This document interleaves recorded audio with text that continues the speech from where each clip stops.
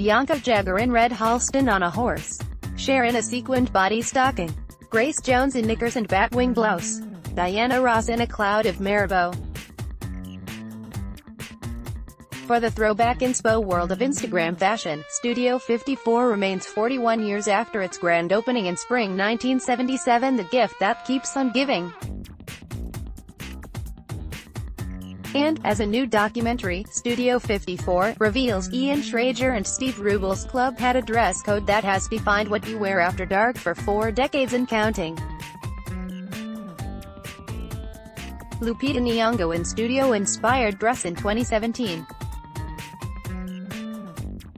Photograph film magic. If other erstwhile New York clubs such as CBGB's and Paradise Garage have cult appeal and card-carrying obsessives, Studio's celebrity clientele means it is unique in its status as a nightclub that has long closed its doors but become a household name, a byword for hedonistic glamour of the first order, with the chunky numbered logo, the nightlife version of a Nike swoosh. It had proper fashion pedigree and arguably made regulars such as Halston and Calvin Klein celebrity designers. It has since inspired countless catwalk collections, too, with Tom Ford and Marc Jacobs, both of whom attended, reworking their memories of the club into 70s-inspired looks, while younger designers such as Michael Halpern, Anthony Vaccarello and Brandon Maxwell name-check the club. It has even become a dress code in itself. This year, at a birthday party with a Studio 54 theme, that dress code meant gold jumpsuits, platform sandals, and Farrah Fawcett hair. This theme is by no means unusual. Google Studio 54 and autocomplete will offer fancy dress. The club's heyday lasted fewer than 3 years. It opened with a fanfare in April 1977 and closed with just as much fanfare, as well as a backstory of prison sentences for Schrager and Rubel due to tax evasion, in February 1980. But it casts a shadow, like an extended disco remix, Patrick Cowley's 15-minute version of I Feel Love, Say, over what we now wear at night. This is partly good timing. Those 3 years were the apex of disco, with all the loose freedoms that came with an era after the pill was invented and before the AIDS crisis hit. The images of beautiful people at play pre-photo face is particularly fascinating to a digital native generation who grew up with selfies. Halston, Lulu de la Falaise, Patassa, Yves Saint Laurent, and Nan Kempner at Studio 54 in 1978. Photograph, Sonia Moskowitz, Getty Images. New York was electric at the time, says the fashion designer Norma Kamali, who was living with Schrager as Studio 54 took off.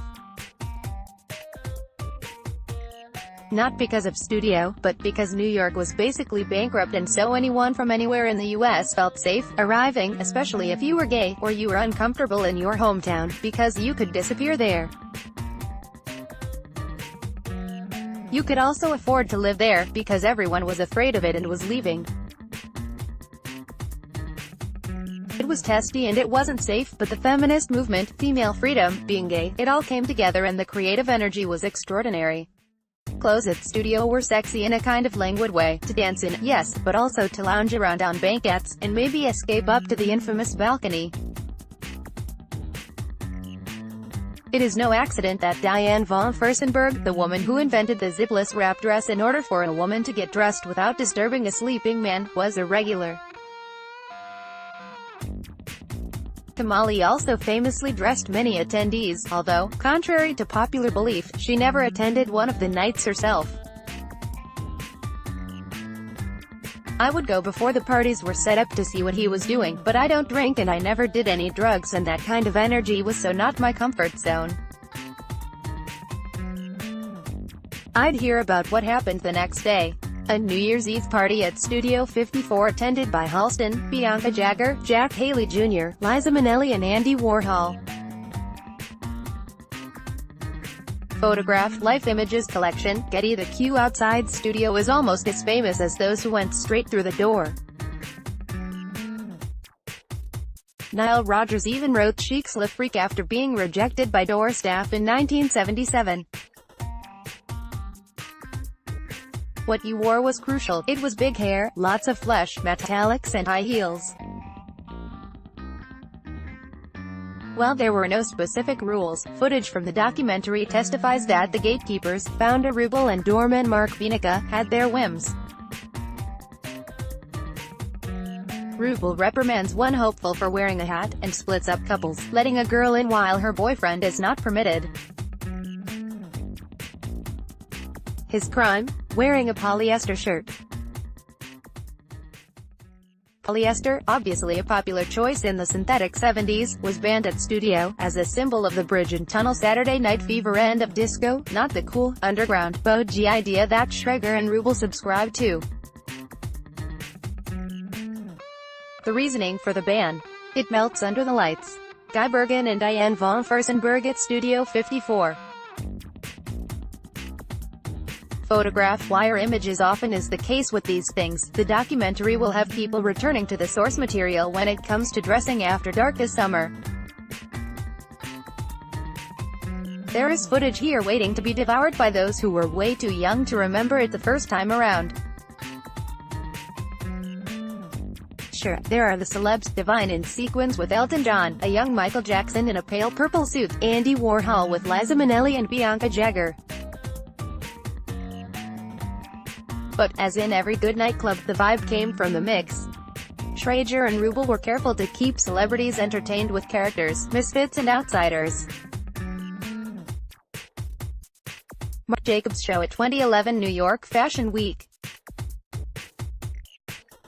Photograph John Aquino, Penske Media, Rex, Shutterstock. It was Ian who envisioned every event there and put together the most creative group of people for whatever the project was, which is what really sustained the energy and got people to come back, and it was Steve who had the skill to blend all the different groups of people, says Kamali. Never weighted it too heavy, or too celebrity, or too gay, or too feminist. He had a great mix. If you had a look, you were welcome and as valued on the dance floor as Jackson and friends. Trans women were celebrated and Patassa, a drag queen, was a celebrity, dressed by Stephen Burrows and loved by Salvador Dali. If, recently, Studio 54 has signaled disco classics such as gold jumpsuits, maybe it's these regulars who might now become style references. Expect an anything-goes, inclusive, creative attitude to nighttime dressing to emerge, a tuxedo worn by a woman, off-the-shoulder lame, a swimsuit repurposed as an outfit. It may be 41 this year, but Studio 54 is a nightclub whose style endures. Studio 54 is released on the 15th of June.